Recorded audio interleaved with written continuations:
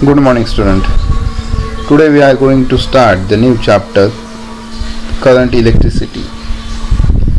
So as we know, electricity is the most important for all of us. Without electricity we cannot live. There are three basic needs, that is food, shelter and cloth. But electricity is the now fourth most important need of us. So seeing that electricity is of utmost importance in modern world, we depend on it for almost everything in our day-to-day life. In order to avoid the inconvenience faced due to failure of power supply, hospitals, banks, offices and private institutes make alternative arrangements with the help of generators.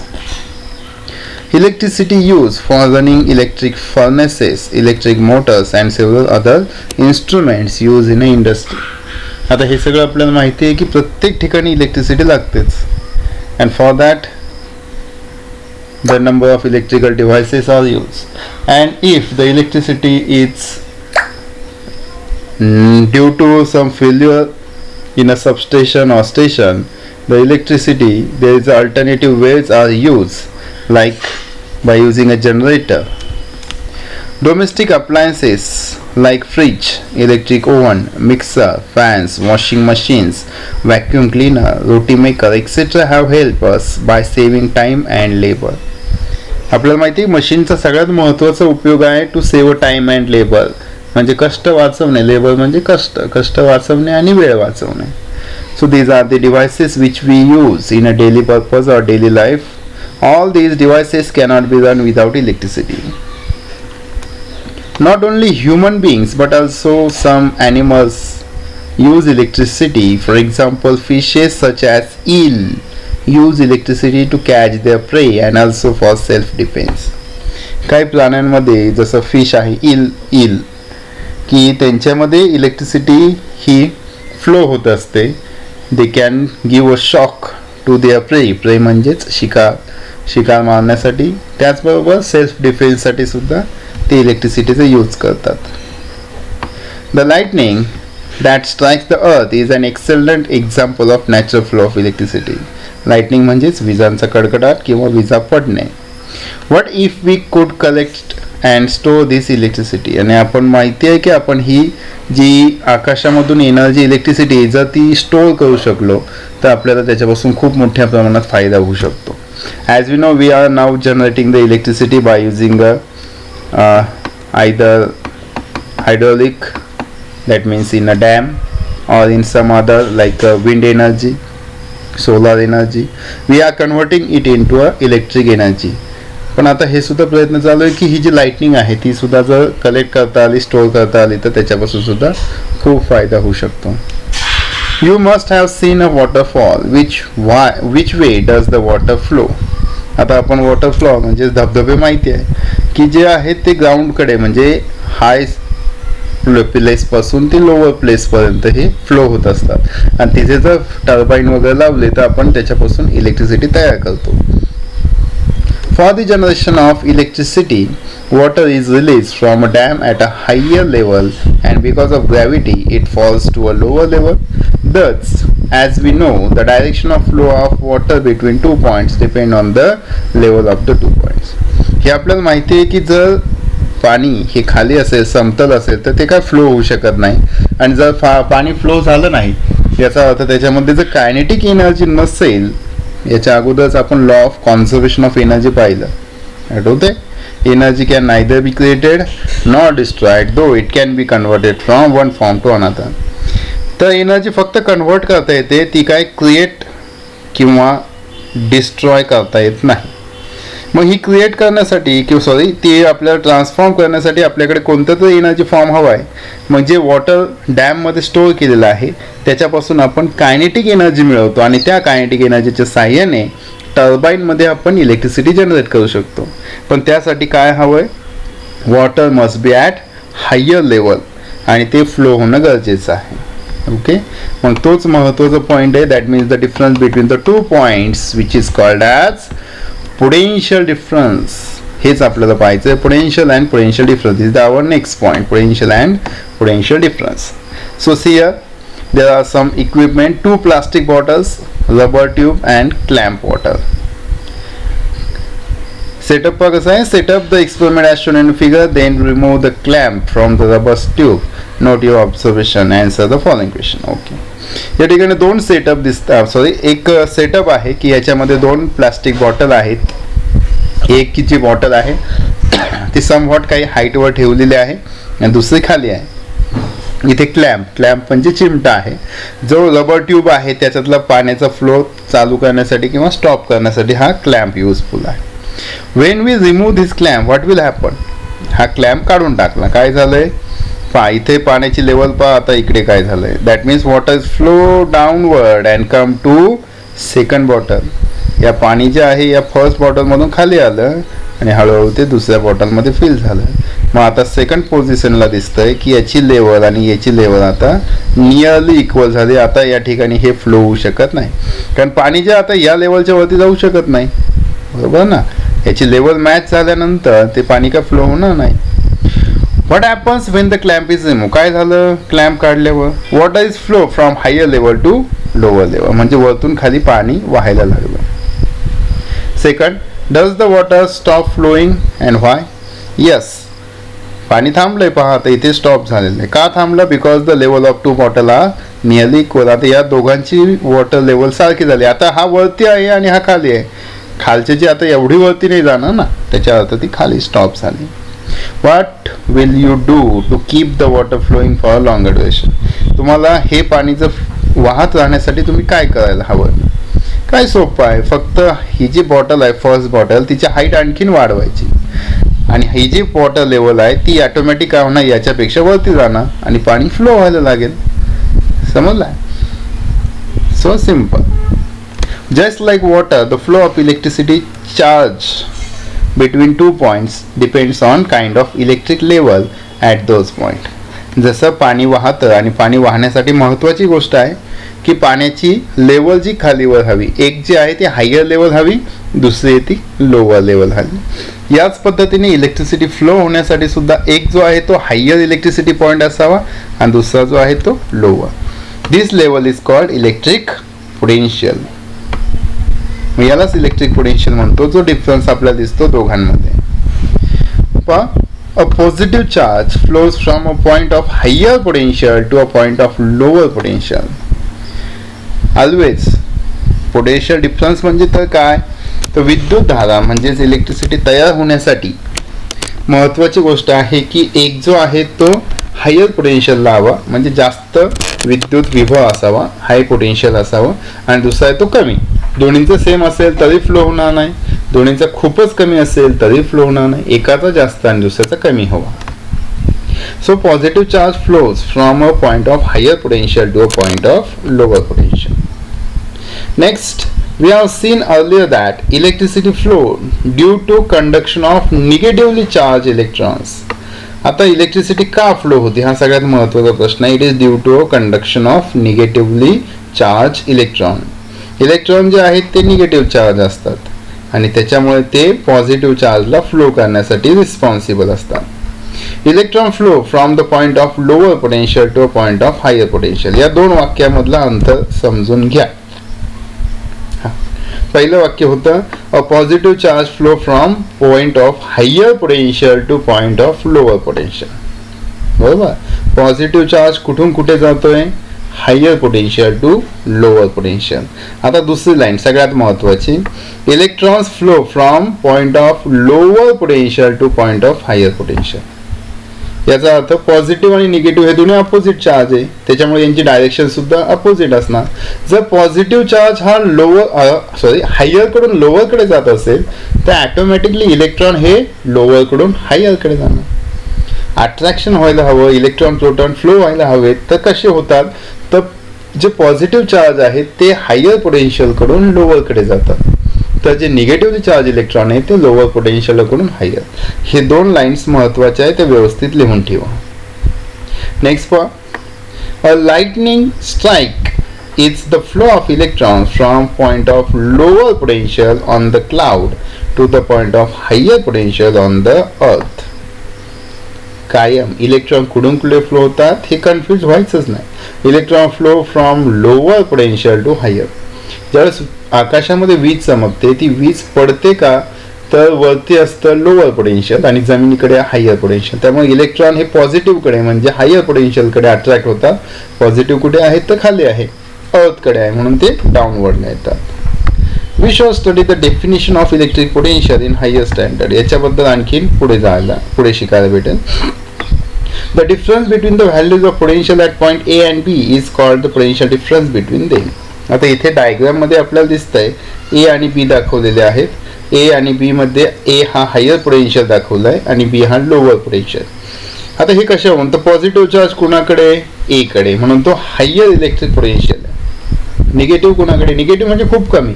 तुम्हाला positive निगेटिव्हची value समजते ना. आपण जर number line draw केली, number line माहिती आहे ना, मधाला 0 असतो, लेफ्टला पॉझिटिव्ह, राईटला निगेटिव्ह, सॉरी राईटला पॉझिटिव्ह लेफ्टला निगेटिव्ह. मग असे जे आहे पण राईटला जात असताना काय होतं पोटेन्शियल जे पॉझिटिव्ह चार्ज आहे तो वाढतो आणि लेफ्टकडे निगेटिव्ह. तसंच आहे, निगेटिव्ह म्हणलं की स्मॉल असतं आणि पॉझिटिव्ह म्हणल्यावर जास्त हाय. म्हणून इथे आहे पॉझिटिव्ह ए म्हणून हाय इलेक्ट्रिक पोटेन्शियल आणि निगेटिव्ह बी म्हणून लो इलेक्ट्रिक पोटेन्शियल. ठीक आहे, कन्फ्यूज होऊ नका. In the figure 3.2, conductor A is at higher potential than conductor B. Conductor म्हणजे काय तर हे वाहून नेणारे आहे, इलेक्ट्रिसिटी पास करणारे आहे किंवा दे कॅरी द इलेक्ट्रिसिटी. त्याच्यामुळे ए जो आहे तो हायर इलेक्ट्रिक पोटेन्शियलला आहे, बी जो आहे तो लोअर पोटेन्शियल. त्यामुळे इथे म्हणलंय पॉझिटिव्ह चार्ज कंडक्टर हा आहे negatively charge conductor. When these two connected by a conducting wire, a potential difference is created between its two ends and electron will flow from B to A through the wire. Positive charge कुठून कुठे flow होणार, A to B, higher potential to lower. Negatively charge electron कुठून कुठे flow होणार, from B to A, कारण B कडे electron जास्त आहे ते कुठे जाणार A कडे, from low electric potential to high. त्यामुळे हे वाक्य लक्षात ठेवा. This flow will continue until the two conductor A and B have the same potential. हे जे आहे A कडून पॉझिटिव्ह चार्ज B कडे जाणं किंवा B कडून निगेटिव्ह चार्ज इलेक्ट्रॉन A कडे येणे, हा जो फ्लो आहे हा चालू राहणार. इट इज अ सायकल आणि हा चालू राहणार जोपर्यंत दोघांचं पोटेन्शियल सेम होत नाही. याचा अर्थ याच्यावरती आपण पाण्याच्या बॉटलचं एक्झाम्पल घेतलं तर जोपर्यंत पाण्याच्या बॉटलमध्ये दोघांची लेवल वेगवेगळी आहे, एकाची जास्त आहे दुसऱ्याची कमी आहे, तोपर्यंत पाणी फ्लो होणार. ज्यावेळेस दोघांची लेवल सेम होणार पाण्याचा फ्लो स्टॉप होणार. सिमिलर इथे सुद्धा होतं, इलेक्ट्रिक करंट हा फ्लो होत राहणार जोपर्यंत दोघांचा पोटेन्शियल एक हायर असणार दुसरा लोअर असणार. That is until their potential difference become 0. म्हणजे दोघांचा जो डिफरन्स आहे, सबस्ट्रॅक्शन आहे, दोघांची 0 कधी होईल, दोघं सेम असेल त्यावेळेस ए आणि बी हे दोघांचे ज्यावेळेस पोटेन्शियल डिफरन्स सेम होईल त्यावेळेस तो फ्लो थांबेल. Only then will the flow of electron stop. Work has to be done against electric field to take a positive charge from a point of lower potential to a point of higher potential.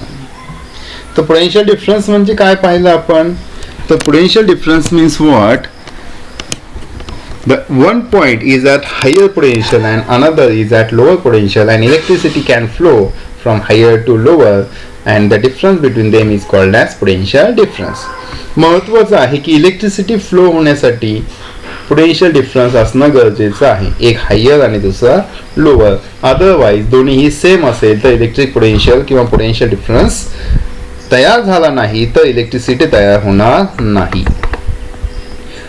Potential difference of a cell म्हणजे आपण जे cell वापरतो त्यातल्याच.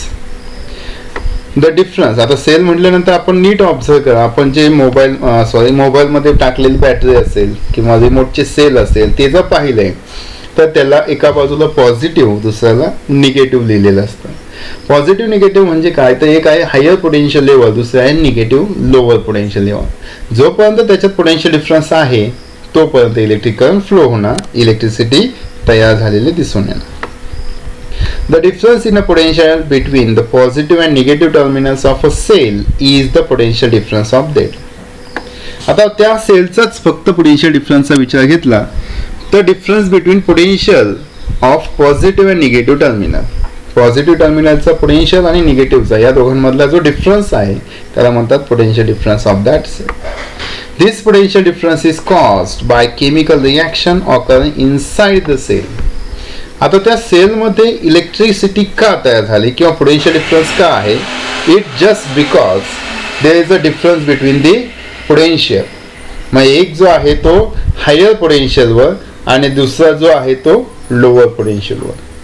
मग सेलमध्ये सुद्धा तेच आहे. सेलमध्ये जे आहेत त्या केमिकल रिॲक्शन आहेत, त्या केमिकल रिॲक्शनमुळे त्यामध्ये असलेले जे केमिकल्स आहेत त्या केमिकल्समध्ये केमिकल रिॲक्शन होते आणि केमिकल रिॲक्शनमुळे एका ठिकाणी हायर पोटेन्शियल तयार होतं आणि दुसऱ्या ठिकाणी लोअर पोटेन्शियल आणि म्हणूनच त्या ठिकाणी इलेक्ट्रिसिटी तयार होते.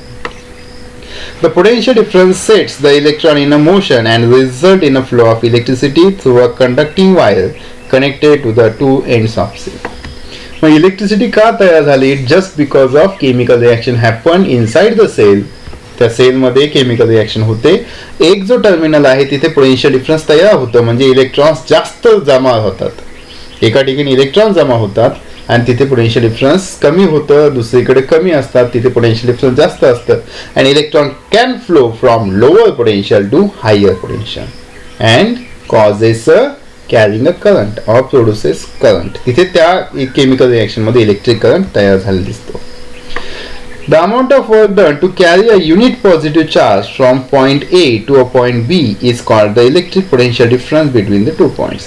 पुन्हा तेच आता पोटेन्शियल डिफरन्स त्या दोन पॉईंटचा म्हणजे काय? The amount of work done to carry a unit positive charge from point A to B. आता वरती पाहिलं की ए पॉईंट हा पॉझिटिव्ह चार्ज आहे म्हणजे तिथे हायर पोटेन्शियल आहे आणि बी पॉईंटला लोअर पोटेन्शियल आहे.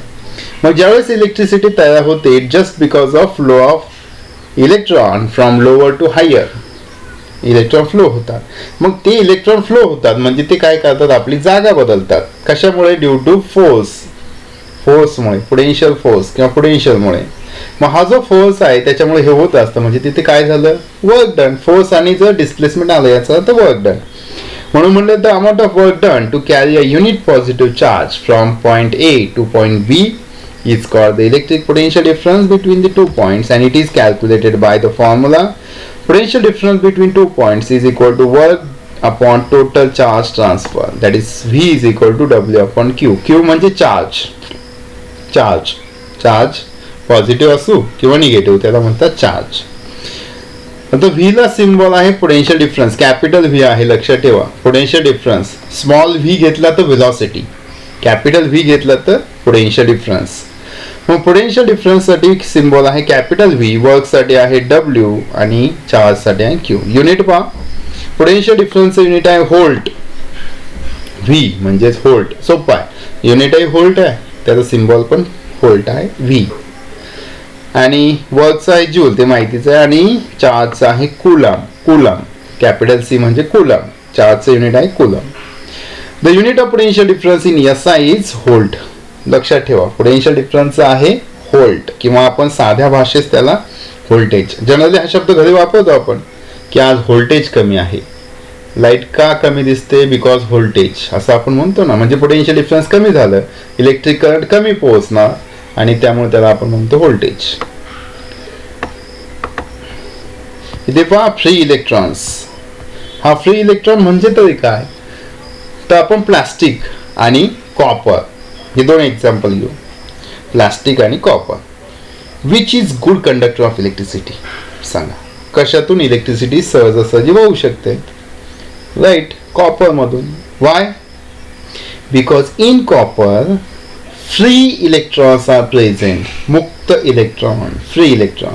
कॉपरमध्ये किंवा कोणताही मेटल घ्या, सिल्वर, गोल्ड, प्लॅटिनम, निकेल, यांच्यामध्ये आयर्न, यांच्यामध्ये फ्री इलेक्ट्रॉन्स आहेत, मुक्त electron, which are responsible to carry electric current. तेच तर आहे की जे इलेक्ट्रिक करंट कॅरी करत असतात आणि म्हणून they are good conductor.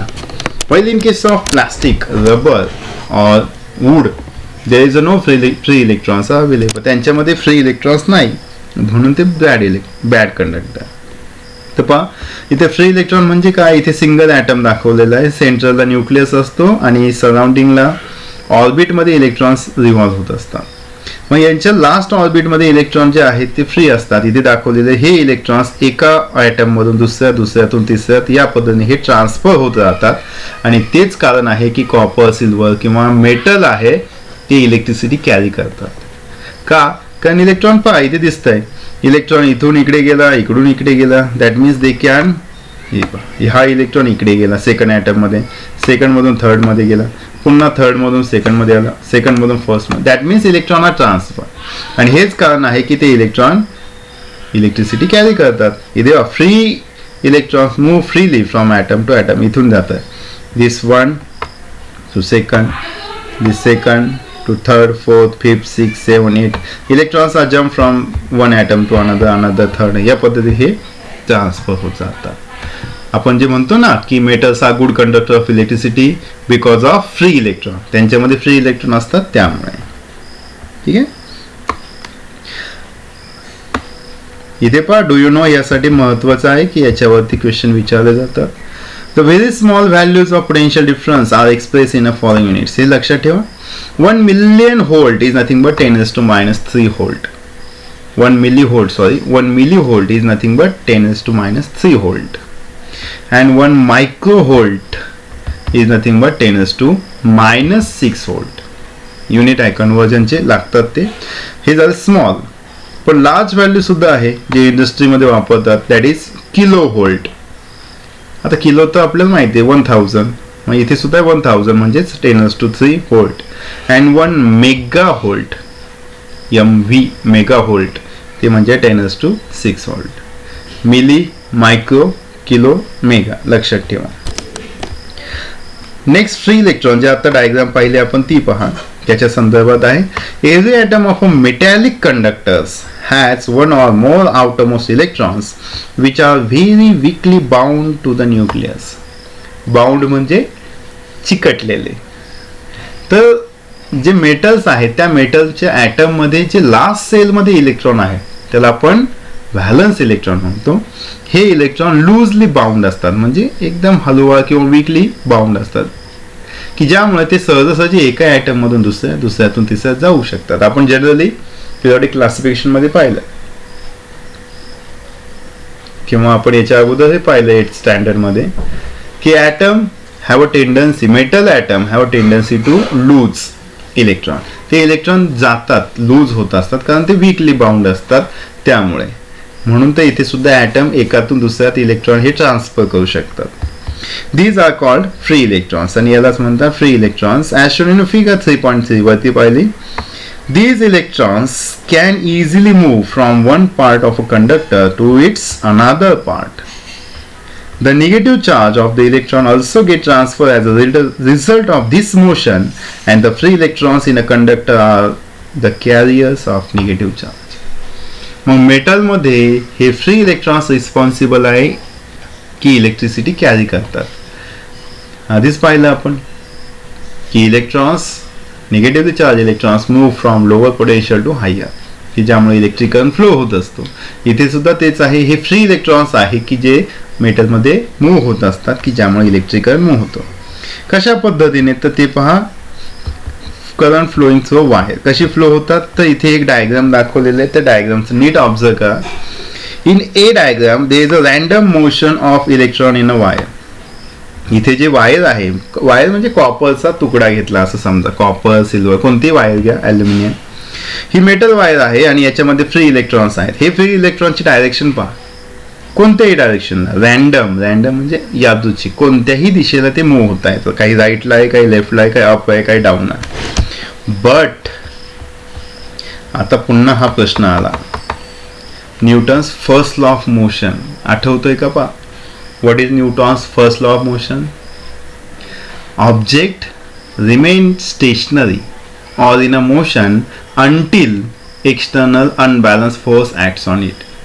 Object आपोआप हलत नाही जोपर्यंत त्याच्यावर एक्सटर्नल अनबॅलन्स फोर्स म्हणजे एखादा फोर्स अप्लाय होत नाही तोपर्यंत. म्हणजे एखादं पुस्तक पडलेलं आहे, जोपर्यंत आपण त्याला उचलून दुसरीकडे ठेवत नाही तोपर्यंत त्याची जागा बदलणार नाही. सिमिलरली न्यूटनच्या फर्स्ट लॉ नुसार यामध्ये असलेले जे इलेक्ट्रॉन्स आहेत ते रॅन्डम मोशन मध्ये आहे. रॅन्डम कोणत्याही दिशेला. पण ज्यावेळेस एक्सटर्नल फोर्स लावू, म्हणजे पहा इथे बॅटरी लावली आपण, दिसते हे प्लस मायनस, एक मोठी आहे एक छोटी आहे. Big vertical line shows positive आणि small vertical line shows negative. Battery किंवा सेलला असतं ना पॉझिटिव्ह निगेटिव्ह, ते इथे लावलेलं आहे इलेक्ट्रिक सेल. ज्यावेळेस इलेक्ट्रिक सेल कनेक्ट केला त्यावेळेस पहा काय झालं, हे सगळेचे सगळे इलेक्ट्रॉन एका लाईन मध्ये आले. All these electrons are align in one direction. हे सगळे एकाच लाईनीमध्ये चालायला लागले, फ्लो व्हायला लागले. It just because of external force. आणि कुठून कुठे चाललेत तर from negative to positive. Electron कुठून निघणार, ज्याच्याकडे आहे, कोणाकडे असणार, ज्याच्याकडे निगेटिव्ह चार्ज आहे म्हणजे याच्याकडे. पॉझिटिव्ह म्हणल्यावर तो कमी आहे त्याच्याकडे. So electron flow from negative to positive. पाय हा डायरेक्शन दिसतोय direction of electron from negative to positive. ज्यावेळेस हे पहा इथे दिलेलं आहे, motion of electrons after applying a potential difference. Potential difference म्हणजेच बॅटरी किंवा सेल याला पॉझिटिव्ह निगेटिव्ह आहे ना, म्हणजे एका बाजूला पॉझिटिव्ह दुसरं असं, याला म्हणतो पोटेन्शियल डिफरन्स. ज्यावेळेस त्याच्यावर पोटेन्शियल डिफरन्स अप्लाय केला त्यावेळेस हे सगळे इलेक्ट्रॉन एकाच डायरेक्शनला मूव्ह व्हायला लागले. म्हणजे आता मात्र या कंडक्टरमधून इलेक्ट्रिसिटी फ्लो होत आहे. का फ्लो झाली समजली, just because of applying external potential. इथे पोटेन्शियल लावलं म्हणून, अदरवाईज ते वरती दाखवल्याप्रमाणे रॅन्डम मोशन मध्ये. आता पहा, as shown in figure 3.4a, if a conducting wire is not connected to a cell, its free electrons move randomly in all direction in the space between the atoms. मग ह्या item मध्ये असलेला जो space आहे, space म्हणजे रिकामी जागा, त्या रिकाम्या जागेत हे इलेक्ट्रॉन फिरत होते मोकळे मुक्त. जसं वर्गात कोणी नसेल तर तुम्ही कसे इकडे तिकडे उड्या मारतात फिरतात तसंच. आणि अचानक शिक्षक आले की लगेच एका लाईनीत बसतात, शिस्तीत बसतात, बरोबर ना. तसंच इथे झालेलं आहे की जोपर्यंत याच्यावरती एक्सटर्नल पोटेन्शियल डिफरन्स नाही तोपर्यंत हे रॅन्डम आहे. जेवढी जागा आहे त्या ठिकाणी उड्या मारतायत. आणि जेव्हा त्याला पोटेन्शियल लावलंय म्हणजेच शिक्षकांनी वर्गात आले की सगळे मुलं लगेच शांत एका ओळीत बसायला लागतात. When we connect the ends of wire to two terminals of cell, electric force acts on the electron. Being negatively charged, they start moving from the negative, that is lower potential, to the positive, that is higher potential terminal of the cell as shown in figure B. आधीच सांगितलं की positive charge म्हटलं तर ते move होतं higher to lower, आणि negative charge electron म्हटलं तर ते होतात लोअर कडून हायर कडे. तर ज्यावेळेस याच्यावर पोटेन्शियल डिफरन्स अप्लाय केला त्यावेळेस ते मूव्ह झाले from left to right, because of negative कुठे आहे, लेफ्टला, म्हणून निगेटिव्ह कडून पॉझिटिव्ह. नेक्स्ट पहा, ड्यू टू